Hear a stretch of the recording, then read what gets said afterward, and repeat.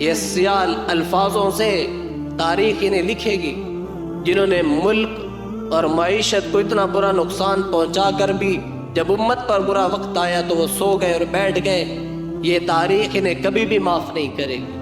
معتصم باللہ یہ بہت بڑا بادشاہ گزرا ہے بنو عباسیہ کا، بڑا جابر قسم کا آدمی تھا۔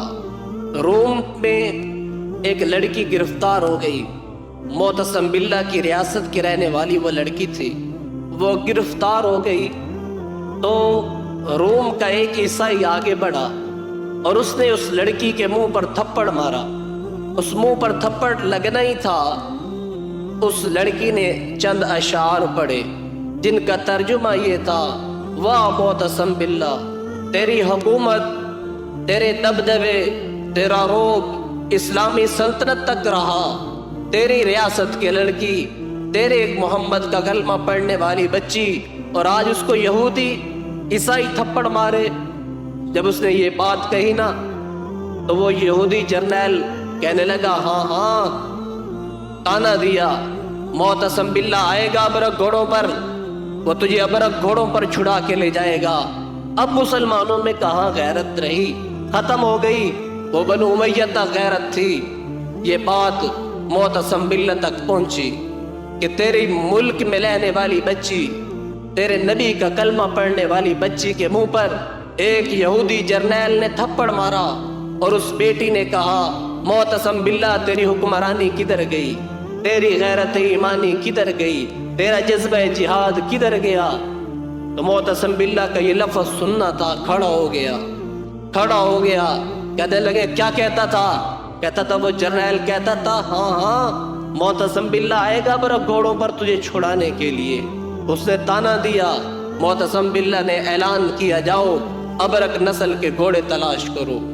پورے عرب میں سے اس نے ابرک گھوڑے تلاش کروائے، 10,000 گھوڑے تلاش کیے گئے، اور پھر ایک لشکر بنایا جس کا سپہ سالار معتصم باللہ خود بنا، اور اس نے روم پر چڑھائی کی، اور ایسی چڑھائی کی کہ آج تک روس اس کے بعد دم بخود ہے کہ وہ حملہ معتصم باللہ نے کس طرح کیا تھا۔ ایک جرنیل نہ چھوڑا، ایک سپاہی زندہ نہ بچ سکا۔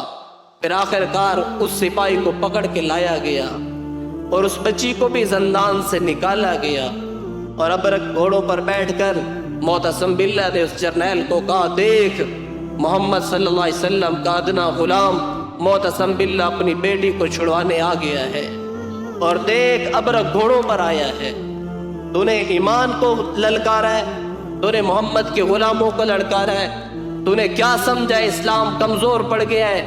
نہیں، ہم اپنی امت کی بیٹیوں کی حفاظت کرنا جانتے ہیں، ہم نے اپنی ماؤں کے سروں پر دوپٹے ڈالنا ہم جانتے ہیں۔ وہ حیران، دم بخود کھڑا، اس کو پکڑا اور اس بچی کو بلایا، کہا جس طرح اس نے تیرے منہ پر تھپڑ مارا تھا آج تو بھی اس کے منہ پر اسی طرح تھپڑ مار۔ اس نے تھپڑ مارا، جرنیل رو پڑا، پھر معتصم باللہ خود اترا اور اس نے ایک جارحانہ تھپڑ مارا، اور وہ زمین پہ جا کر گرا اور کہا قیامت کی صبح تک اسلام طاقتور ہے، محمد کا دین ہی غالب رہے گا۔ پتہ نہیں کیا ہوا ہمارے حکمرانوں کو، کتنے ایمان کے کمزور نکلے، بولنے کے بھی تیار نہ ہوئے۔ امت کی کتنی بیٹیاں لینام ہوئی اور کتنے بچے ذبح ہو گئے، لیکن بولنے کوئی تیار نہیں ہے، کیسی غلامی کی زنجیر گلے میں پہن کر پھر رہے۔ غیرت بھی کوئی چیز ہوتی ہے، ایمان کا تو اصل معنی بھی غیرت کی ہے محدثین۔ یہ غیرت کا نام ہے، اللہ کے معاملے میں کسی کو برداشت نہیں کرتے۔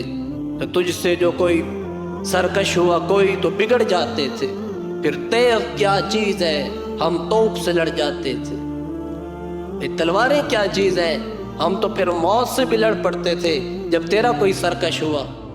ایمان کا تو مطلب ہی غیرت ہے، وہ اللہ کے بارے میں ہو، وہ جناب نبی کریم صلی اللہ علیہ وسلم کے بارے میں ہو، یا وہ امت کی مسلم بہنوں کے، یا امت کے نوجوان یا امت کے بچوں کے معاملے میں ہو۔